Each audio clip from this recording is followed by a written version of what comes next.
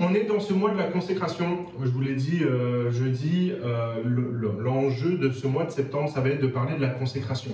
On a parlé justement que la consécration, c'est d'aller au bout de la démarche avec Dieu, c'est de marcher avec Dieu, c'est d'apprendre à marcher avec Dieu.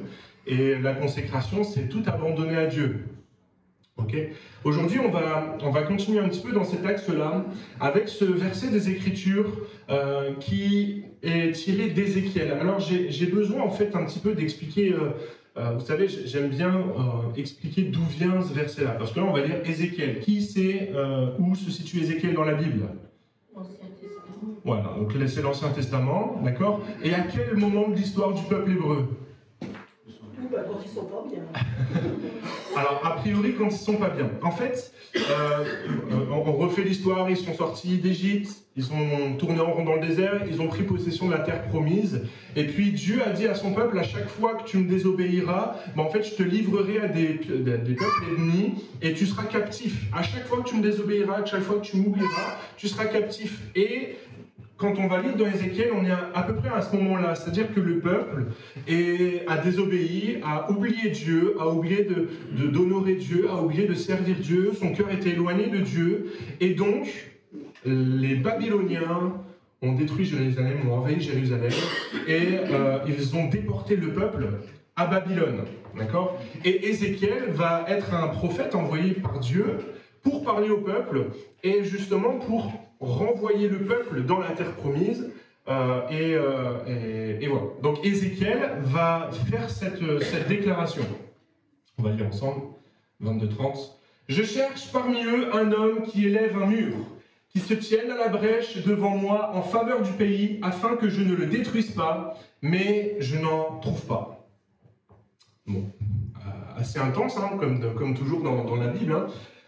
Mais là, à ce moment-là de l'histoire, en fait, Dieu cherche un homme, Dieu cherche des personnes pour se tenir en faveur du pays et reconstruire la muraille, reconstruire le mur d'enceinte de Jérusalem, pour reconstruire ce mur qui va protéger la ville de Jérusalem. Et à ce moment de l'histoire, le mur va représenter un mur physique, mais dans nos vies, on va considérer que ce mur, c'est un mur spirituel. C'est-à-dire qu'aujourd'hui, pour notre Église, pour ta vie spirituelle, pour ta foi, Dieu cherche un homme qui va construire, qui va élever un mur. Ce mur, ça représente vraiment le mur de la justice. C'est vraiment ce mur qui va encadrer notre vie spirituelle, qui va encadrer notre parcours spirituel. C'est un mur de justice bâti avec des pierres spirituelles. Et Dieu cherche un homme pour construire ce mur. Et les brèches, en fait, c'est toutes les failles dans notre vie qui sont là, qui sont présentes, par lesquelles l'ennemi peut rentrer pour nous affaiblir, pour nous envahir. La réalité des choses, c'est qu'aujourd'hui, on est tous chrétiens. On a tous donné notre vie à Christ, on a pris notre baptême, on est engagé avec Dieu, et puis on commence à cheminer avec Dieu, et on a commencé à construire cette fortification. On a tous construit des routines spirituelles. Ça va, les routines spirituelles, ça vous parle? Un temps de prière, on vient à l'église, on médite, on prie. Peut-être que dans ta semaine, tu as prévu des temps spécifiques pour prier, des temps spécifiques pour lire les Écritures, un temps spécifique pour venir à l'église, pour être dans la communion fraternelle. On a fait le Puissance 7 cet été, où justement l'objectif c'était de dire tous les jours on passe 7 minutes avec Dieu. Ça fait partie des routines spirituelles. Et donc tu as commencé à élever comme ça ce mur, mais dans ce mur il y a des failles. Il y a des failles de nos vies parce que des fois il y a des peurs, il y a des craintes, il y a un péché qui reste là, où il y a des occupations, il y a la famille qui reste très présente, et puis ça crée des failles. Et la Bible nous dit, je cherche un homme qui se tienne dans ces brèches, dans ces failles. Pourquoi? Pour intercéder, pour prier en faveur de notre vie. Donc on va voir tout au long de cette méditation, cette réflexion autour justement de je cherche un homme. On va parler de consacrer nos vies. Consacrer nos vies justement en faveur de notre communauté, en faveur de l'Église, en faveur du royaume de Christ. La première chose, c'est l'engagement personnel. Pour support de ce message, donc on a lu dans Ézéchiel, on va parler d'un homme qui s'appelle Néhémie. Néhémie, Ancien, Nouveau? Ancien Testament. D'accord? On est toujours un petit peu dans cette période où Néhémie se retrouve à devoir retourner en Israël pour reconstruire le temple, pour reconstruire la muraille, pour de nouveau donner un territoire, un royaume à Israël. Donc l'enjeu pour Néhémie, c'est de retourner en Israël, de rebâtir de façon à ce que le peuple puisse revenir. D'accord ? C'est exactement la même histoire qu'Ézéchiel. D'accord ? Néhémie et Ézéchiel, a priori, c'est la même période, à peu près. Ok ? Et on va voir que Néhémie a dû véritablement être consacré pour ça. Néhémie a dû véritablement être consacré à ce projet-là pour pouvoir réussir le projet de Dieu. Et ça a été vraiment cet homme qui s'est tenu à la brèche. La première chose que Néhémie a dû faire, déjà, c'est s'engager personnellement. On va lire, Néhémie chapitre 2, verset 5. « Si le roi le trouve bon, et si ton serviteur lui est agréable, envoie-moi en Juda vers la ville des sépulcres de mes pères. » C'est une expression assez lourde. La ville des sépulcres de mes pères, c'est là où sont enterrés mes parents, Jérusalem en fait, pour que je la rebâtisse. Donc, Néhémie va s'engager personnellement, c'est-à-dire qu'il va aller voir le roi de Babylone, il va aller voir l'ennemi, puis il va dire, si tu trouves bon, moi je vais aller retourner à Jérusalem pour rebâtir la ville. Il s'engage personnellement. C'est-à-dire qu'il va prendre un risque. Il va accepter de se mettre peut-être en danger pour servir le royaume. La consécration, elle est compliquée parce que tout de suite, quand on parle de consécration, on a toujours la sensation que c'est très religieux. La consécration, c'est le temps que tu vas passer dans la prière. La consécration, c'est le temps que tu vas passer dans la méditation des Écritures. C'est le temps. Et puis, on parle toujours de faire des choses. Mais la première chose dont on parle quand on parle de consécration, c'est pas les actes que l'on va produire. Là, aujourd'hui, Néhémie, il est consacré, il se consacre à ça, c'est pas un acte qu'il fait, c'est juste une position qu'il prend. Il va dire, moi, aujourd'hui, Néhémie, je prends position pour la terre d'Israël et je décide d'aller la rebâtir. Et je vais voir les autorités pour leur dire, moi, je vais aller rebâtir.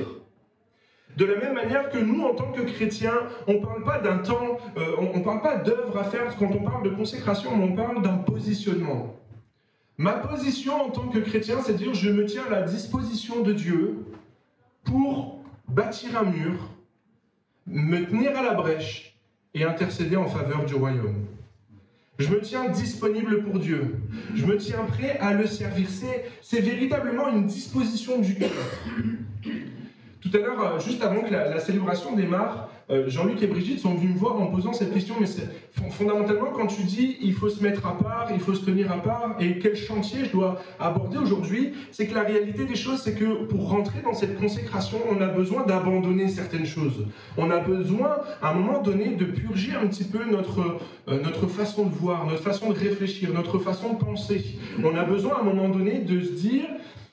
Je me tiens à la disposition de Dieu et probablement qu'il y a des choses que Dieu va me demander de changer. Néhémie, il avait un poste important en Babylone, parce que le peuple était installé depuis longtemps, et puis forcément, Néhémie a pu prendre des positions, a pu prendre un poste. Et puis Néhémie a dû dire, je vais abandonner mon confort à Babylone pour pouvoir retourner à Jérusalem, reconstruire la ville. Et parfois, c'est ça que ça nécessite d'être consacré à Dieu, ça nécessite de quitter un certain confort de vie, certaines habitudes, Là, je suis bien installé dans ma vie chrétienne. Là, ça me va bien. Je viens à l'église le dimanche, le jeudi soir, je prie quelques fois dans la semaine, j'ai ma lecture des Écritures, j'ai ma petite routine spirituelle, ça me va bien. Mais la consécration, c'est être prêt à remettre ça en question et dire « Seigneur, qu'est-ce que tu veux que je fasse maintenant ?»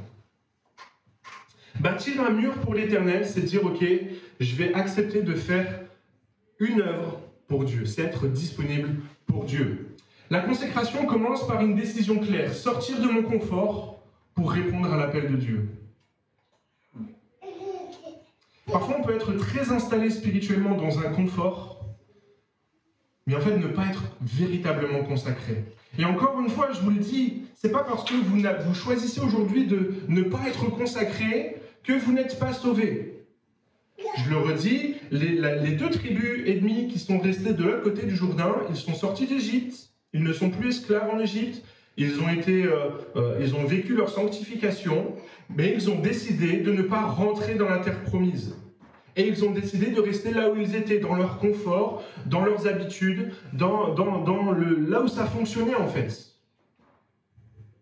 Et parfois dans notre vie, on peut accepter, alors, Dieu, moi je suis bien spirituellement là, ma petite routine. Puis en fait, Dieu nous dit non, va un peu plus loin maintenant.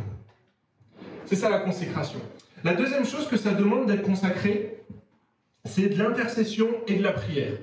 On y vient, forcément. On y arrive. Parce que la consécration, ça demande un sacré pas de foi. La consécration, des fois, ça demande véritablement de sortir de sa zone de confort. La consécration, ça demande parfois tellement de foi qu'on a besoin d'être proche de Jésus. On a besoin d'être proche de Dieu pour s'assurer qu'on est dans la bonne voie. Et Néhémie, c'est ce qu'il va faire. Au tout début du livre de Néhémie, on nous explique rapidement quelle est la situation. Et Néhémie va entendre un petit peu la situation, il va entendre tout ce qui se passe. Et Néhémie va être attristé. Il va tellement être attristé qu'il va commencer à faire une longue complainte à Dieu. Et j'ai pris une partie, j'ai dit, lorsque j'entendis ces choses, je m'assis, je pleurais et je fus plusieurs jours dans la désolation. C'est-à-dire que Néhémie va rentrer quand il entend que, effectivement, ils sont en déportation, ils sont esclaves à Babylone, ils sont rendus dans un pays étranger où ils ne peuvent pas faire ce qu'ils veulent, et que Néhémie se rend compte que c'est parce que le peuple a désobéi à Dieu qu'ils sont dans cette situation-là, et qu'il se rend compte que c'est de la faute du peuple s'ils sont dans la souffrance. Néhémie va avoir de l'amertume, va avoir de la tristesse, et pendant plusieurs jours, il va être dans la désolation. Mais qu'est-ce qu'il va faire de ces émotions qui l'envahissent? Il va jeûner et il va prier devant Dieu, devant le Dieu des cieux. C'est-à-dire que dans notre vie, parfois, tu peux être confronté à de la souffrance. Tu peux être confronté à une population qui souffre. Je sais que c'est difficile à entendre, mais quand vous venez le vendredi à Ressources, à la banque alimentaire, et que vous vous asseyez un petit peu en retrait, que vous regardez les personnes qui viennent chercher leur colis alimentaire, vous voyez parfois sur leur visage une souffrance. Vous voyez sur leur visage une désolation. Ils sont tristes, ils ne sont pas bien, ils ne sont pas épanouis, ils ne vont pas bien. Et vous avez deux manières de réagir. Soit vous êtes dans l'indifférence, comme beaucoup dans le monde, soit ça vient remuer vos entrailles, et vous finissez comme Néhémie, et vous dites, mais si ce peuple souffre, si ce peuple est dans la souffrance, dans la désolation, dans la difficulté, dans ces meurtrissures-là, c'est parce qu'ils sont loin de Dieu. C'est parce qu'ils ont oublié qu'ils avaient un Dieu. Et donc vous avez deux manières de réagir. Soit vous dites « Oh là là, c'est vraiment triste » et vous retournez à votre confort et à vos occupations de chrétien. Ou alors ça vous remue dans vos entrailles et vous commencez à être comme Néhémie. Je pleure. Je suis remué dans mes entrailles, je suis triste. Ça me désole de voir cette population mourir à la fois physiquement mais aussi spirituellement. Et puis, tu dis, ok, il faut qu'on fasse quelque chose. Mais le premier réflexe, c'est pas d'aller essayer de régenter le monde. Non, c'est de se placer devant Dieu en disant, je veux jeûner, je veux prier, et je veux dire, Seigneur, me voici, je suis disponible. Qu'est-ce que tu veux que je fasse pour cette population? Il y a 15 ans maintenant, peut-être un peu plus, mais c'est ce qui s'est passé pour mes parents quand ils ont fondé cette banque alimentaire, quand ils ont eu à cœur de mettre à disposition leur maison pour ça. Ils ont vu une population qui avait faim, une population qui était dans la misère, qui était dans la difficulté. On a passé 20 ans, je pense, à Saint-Angouel. Et pendant 20 ans, on a côtoyé ces gens-là. Papa, il a soigné ces personnes-là. Et pendant 20 ans, ça a travaillé leur cœur. Et puis, ils ont prié, ils ont jeûné pour cette ville-là. Et plusieurs fois, je les ai entendus dire, mais on envoie des missionnaires loin en Afrique, on les envoie dans des pays pour 6 000, 5 000 habitants, et il n'y a personne qui vient à Saint-Angouel. Et puis ils ont prié, ils se sont mis en jeûne et prière, ils se sont mis à chercher Dieu, à chercher la face de Dieu jusqu'au jour où Dieu leur a dit, c'est vous. C'est vous que j'ai choisi pour mettre à disposition votre maison, pour vous occuper de ces âmes-là. Et puis, la banque alimentaire s'est ouverte, et puis il y a eu toute cette œuvre. Et aujourd'hui, l'Église existe parce que des personnes se sont mises en intercession, en prière, en jeûne, pour dire, Seigneur, il y a besoin de personnes pour cette population qui souffre, qui a besoin de ton aide. On ne peut pas démarrer un projet sans se poser devant Dieu et dire « Seigneur, qu'est-ce que tu veux que je fasse ?» Avant de rebâtir autour de moi, je me tiens dans la prière pour combler les brèches spirituelles. Il a fallu du temps pour réussir à guérir les choses. Des fois, on voudrait rentrer dans des projets de Dieu, puis en fait, on a plein de failles dans notre vie. Il y a plein de trous dans notre vie spirituelle. Puis on se lance dans le projet un peu tête baissée. Et la première chose que le diable fait, c'est d'aller s'engouffrer dans ses brèches. C'est d'aller attaquer ses brèches. Aller attaquer ses faiblesses. Je suis convaincu que Dieu peut-être a mis dans ton cœur des projets, des envies, des souhaits pour les populations qui sont autour de toi. Peut-être que tu as des souhaits pour ta famille. Peut-être que tu as des souhaits pour ton entourage, pour tes amis, pour tes proches. Peut-être que tu as un souhait fort parce que tu vois ton entourage, tu vois ta famille, tu vois tes voisins, puis tu pleures et tu dis, mais qui va s'occuper d'eux?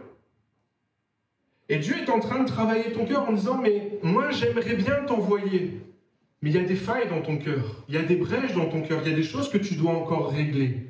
Et donc c'est pour ça que tu as besoin de te rapprocher de Dieu, tu as besoin de passer du temps dans le jeûne, dans la prière, de façon à te connecter à Dieu et que ces failles spirituelles dans ta vie soient comblées. Et que tu sois suffisamment fort, pas parfait, fort. Pourquoi? Pour pouvoir rentrer dans le projet de Dieu. Pour pouvoir rentrer dans cette mission que Dieu va confier à ton cœur. Tu veux être consacré, c'est super. Peut-être que si je te pose la question, comme je le fais souvent, est-ce que vous voulez être consacré? Vous allez me répondre oui. Parce que vous savez que c'est la réponse que j'aimerais bien entendre. Mais la réalité des choses, c'est que parfois, dans notre vie, on répond oui, parce que c'est la réponse qu'on doit dire, mais en fait, notre cœur, il n'est pas encore prêt. Il n'est pas encore prêt. On n'a pas un engagement véritable à vouloir être consacré à Dieu. On n'a pas un engagement véritable à prendre du temps dans la prière pour notre entourage, pour notre famille, pour nos amis. Et donc, il faut continuer. Intégrité et courage. Intégrité et courage. Et encore une fois, je vous le dis, c'est un choix. Soit vous décidez de rentrer dans ces projets de Dieu, soit vous décidez d'y aller, soit vous dites, non, moi ça me va bien, mon petit confort me va bien. Et encore une fois, j'ai presque envie de vous dire, c'est votre choix. Et vous serez sauvés, et Dieu viendra vous prendre, et Dieu vous sauvera pour l'éternité.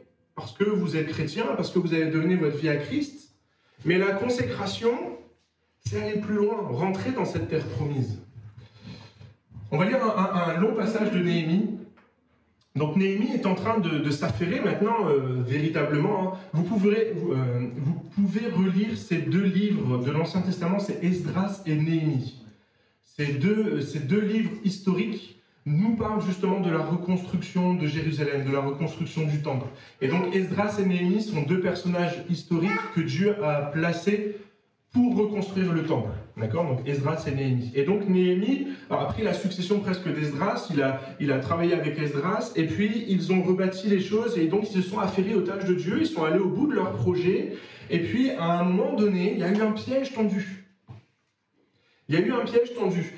C'est ce qu'on va lire. Hein. Je n'avais pas encore posé les battants des portes lorsque Sanballat, Tobija, Geshem, l'Arabe et nos autres ennemis apprirent que j'avais rebâti la muraille et qu'il n'y restait plus de brèche. Alors Sanballat et Geshem m'envoyèrent dire « Viens et ayons ensemble une entrevue dans les villages de la vallée d'Ono.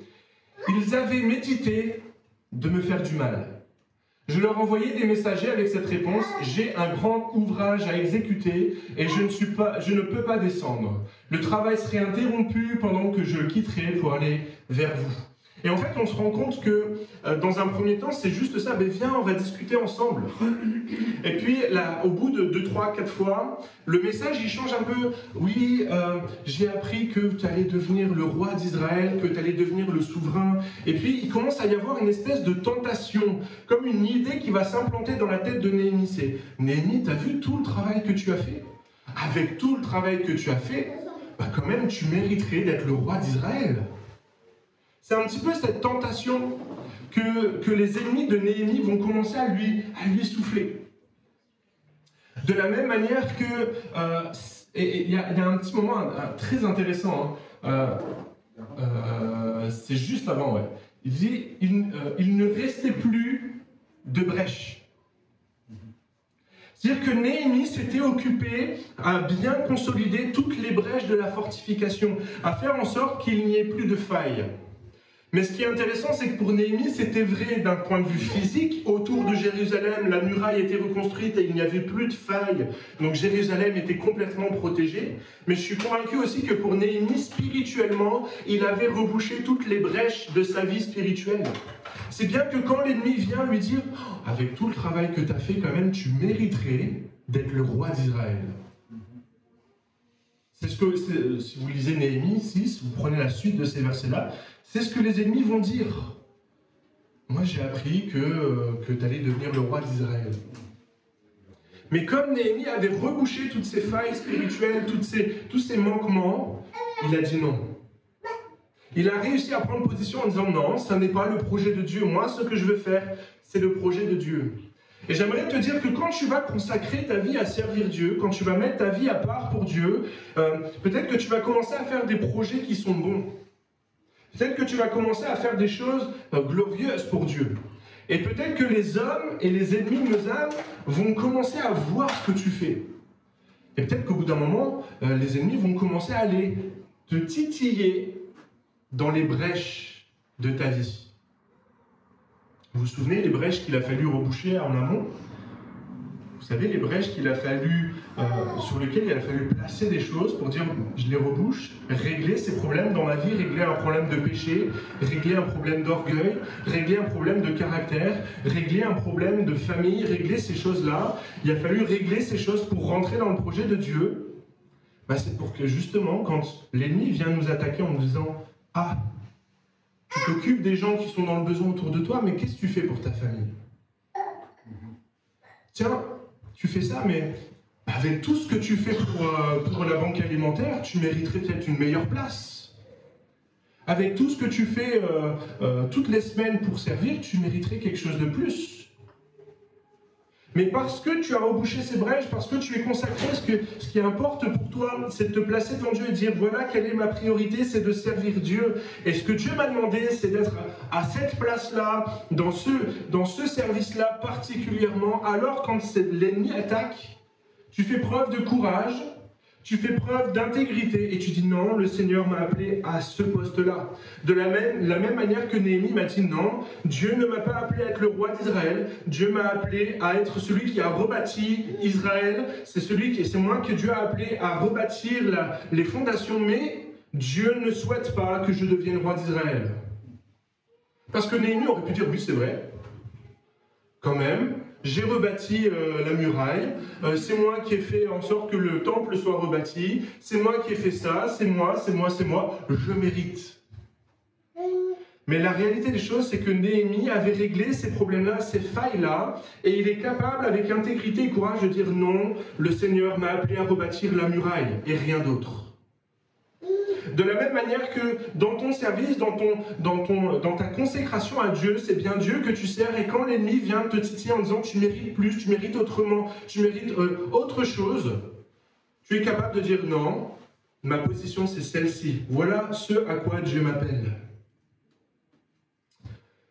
Se tenir à la brèche, c'est refuser les compromis, même sous la pression. C'est refuser de faire différemment, c'est refuser de sortir du plan de Dieu, mais c'est de dire voilà ce que Dieu m'a appelé à faire. C'est ça la consécration. Et donc il y a ce quatrième point, service et compassion. À la fin du livre de Néhémie, on va lire cette chose-là, c'est pareil, c'est un petit peu long. Moi aussi, et mes frères et mes serviteurs, nous leur avons prêté de l'argent et du blé. Abandonnons ce qu'ils nous doivent. Rendez-leur donc aujourd'hui leurs champs, leurs vignes, leurs oliviers et leurs maisons, et le centième de l'argent, du blé, du mou et de l'huile que vous avez exigé d'eux comme intérêt. Qu'est-ce qui se passe à ce moment-là ? Forcément, pour reconstruire la muraille, pour reconstruire ces choses-là, certains membres d'Israël, certains Israélites, ont dû faire des prêts, ont dû se prêter de l'argent, se prêter des choses. Et à un moment donné, Néhémie va se rendre compte que certains Israélites prêtaient avec des intérêts. C'est-à-dire qu'Israël prend conscience qu'il a une cause à avoir, c'est-à-dire rebâtir la muraille. C'est important que chacun rebâtisse sa muraille. Et c'était un peu le projet. C'est que Néhémie a dit, voilà, chacun, vous allez rebâtir un pan de la muraille. Ça sera votre rôle à chacun individuellement. De la même manière que dans l'Église, on a chacun notre rôle. Mais forcément, dans une cité, dans une ville, il y en a qui ont des moyens, il y en a qui ont moins de moyens. Et donc, ils ont commencé à se faire des prêts entre eux. Et dans la loi de Moïse, c'est que quand on se prête des choses, on prête sans intérêt. C'est le principe. C'est-à-dire que si tu prêtes à ton frère, parce que tu appartiens à Israël, tu prêtes sans intérêt. Et là, qu'est-ce qui se passe ? Certains ont vu une petite combine en disant « Oh, je vais prêter », et puis ils vont devoir me rembourser avec des intérêts. Un peu d'huile, un peu de blé, un peu de... Et Néhémie, ça le met en colère, et il dit « Non. On ne va pas se servir du projet de Dieu pour asservir ceux qui sont dans la difficulté, ceux qui sont dans la souffrance, ceux qui sont pauvres. » Et donc Néhémie est animé par ce sentiment de compassion et de service. Et il dit, mon objectif, c'est de servir le royaume. Et je ne cherche pas mon intérêt. Et donc il va réprimander ceux qui faisaient ces choses-là. Et il va leur dire, non, vous allez abandonner vos intérêts. C'est normal qu'on vous rende ce que vous avez prêté, ça c'est la justice de Dieu, c'est normal, mais il n'y aura pas d'intérêt sur ce que vous avez prêté. De la même manière que dans notre service, dans notre consécration, l'objectif n'est pas de chercher un intérêt. Je vous avoue que j'ai bataillé quand même. J'ai bataillé pour parce que je me disais, mais comment est-ce que je peux parler de consécration, de sortir de sa zone de confort, d'abandonner un confort de vie? Comment je peux parler de consécration et dire il va falloir que tu te donnes, il va falloir que tu t'abandonnes, il va falloir que tu sois intègre, il va falloir que tu fournisses un effort. Oui, ça va être dur, oui, il va y avoir de l'opposition, l'ennemi va venir dans les brèches de ta vie pour peut-être te mettre en difficulté. Et puis tu vas vivre comme ça ces difficultés, ces galères. Et puis le dernier point, c'est, et en plus, il n'y aura pas forcément de bénéfice.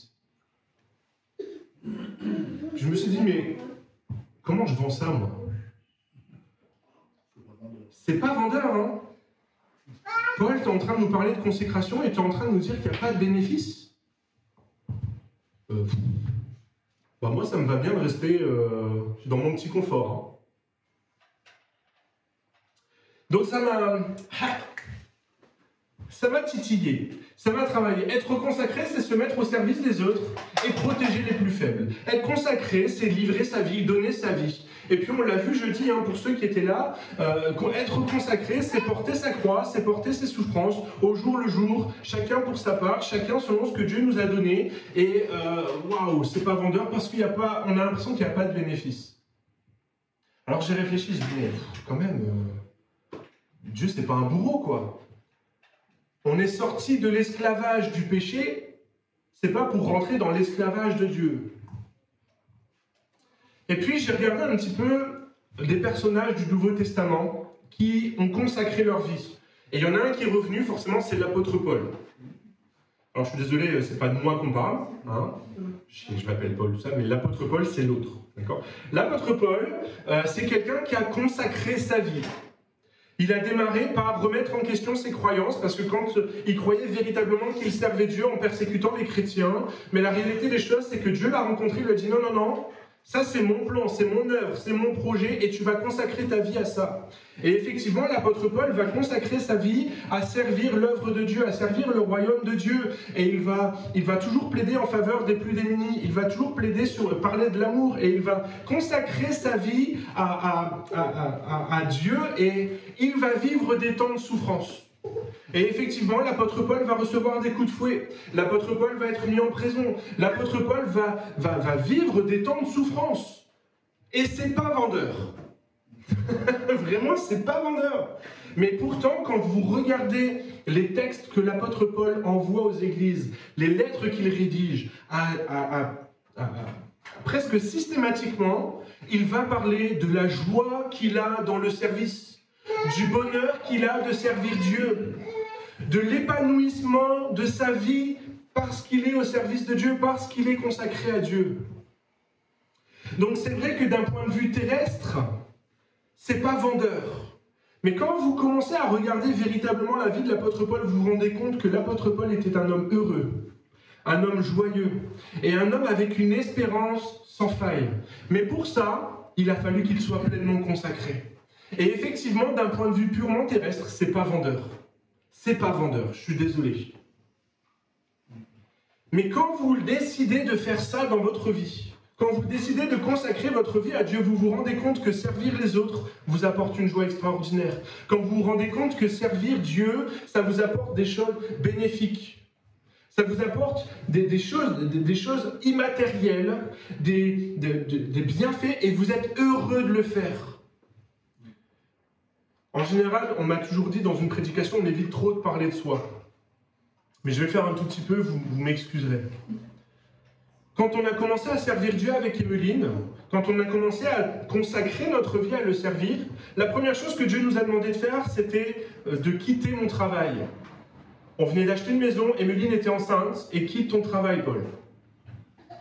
J'ai dit, mais ça marche pas, ça colle pas. Et puis, il y a eu des échanges, et c'est vrai que d'un point de vue matériel, ça collait pas, et on a décidé de le faire. Et il y a eu des moments dans notre vie où ça a été difficile, où on a les comptes en banque ont été vraiment dans le rouge, où ça a été plus compliqué à certains moments, plus compliqué. Et on a continué à servir.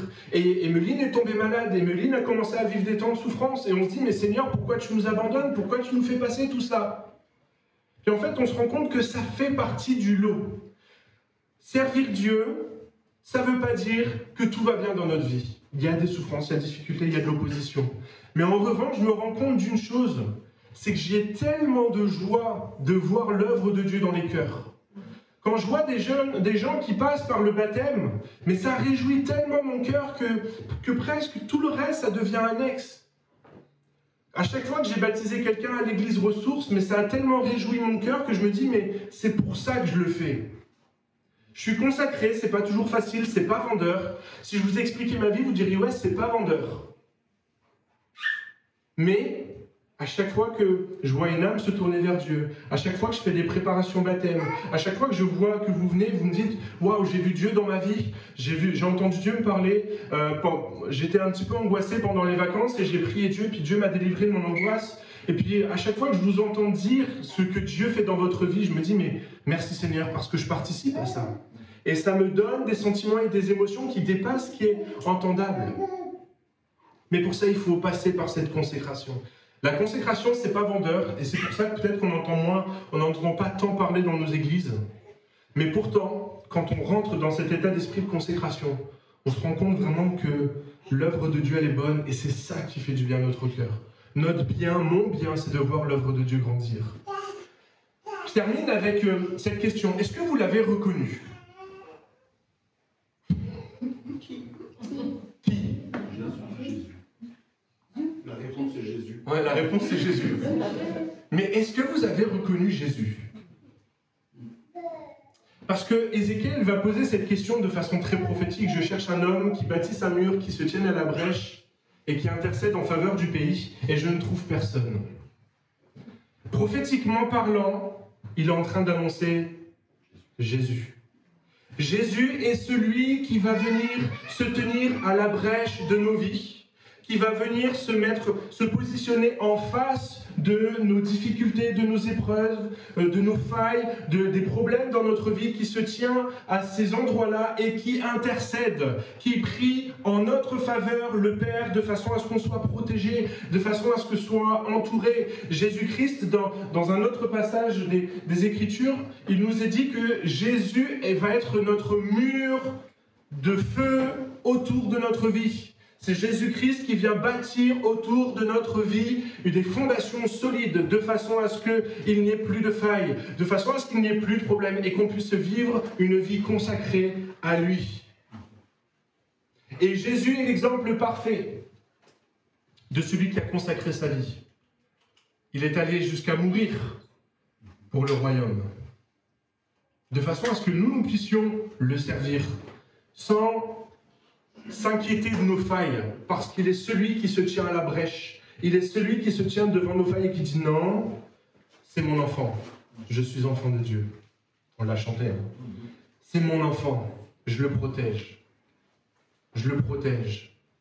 Et à chaque fois qu'il y aura une faille dans ta vie, tu pourras dire non, je suis enfant de Dieu. Jésus-Christ intercède en ma faveur, il est mon avocat, il est celui qui me protège. Il est celui qui a mis un mur de feu autour de ma vie de façon à ce que je sois protégé. Est-ce que vous l'avez reconnu? Jésus s'est tenu à la brèche pour toi. Pardon. Et ma question c'est, est-ce que tu te tiendras à la brèche pour les autres? Est-ce que tu seras prêt à défendre les autres? En tant que chrétien, notre rôle c'est aussi de se tenir à la brèche pour les autres. Et se tenir à la brèche, c'est pas le pointer du doigt en disant « Regarde, tu as un trou dans ta raquette. Regarde la faille dans ta vie. Regarde les problèmes que tu as dans ta famille. Regarde les problèmes que tu as dans tes relations. Regarde les problèmes que tu as dans ton foyer. Regarde les problèmes que tu as dans ton caractère. Regarde, pointer du doigt. » Être chrétien, c'est se tenir à la brèche et de dire « Ok, on est couvert par la grâce de Dieu. Eh bien, je vais t'aider, je vais t'accompagner, je vais prier, je vais intercéder en ta faveur de façon à ce que le royaume de Dieu soit consolidé. » Est-ce que vous l'avez reconnu, Jésus? Si Jésus se tient à la brèche pour mes failles, alors je me dois de me tenir à la brèche pour vos failles. Et ensemble, on bâtit une muraille, comme Néhémie. On bâtit une muraille de justice, on bâtit un royaume de justice, soutenu par l'Esprit de Dieu, soutenu par la vision de Dieu. Et ensemble, on va pouvoir rentrer dans ce projet de Dieu et puis voir le monde être sauvé par Christ. Mais pour ça, il nous faut des personnes, des chrétiens qui soient pleinement consacrés, qui abandonnent leur confort. On va le mettre, hein, le résumé, hein.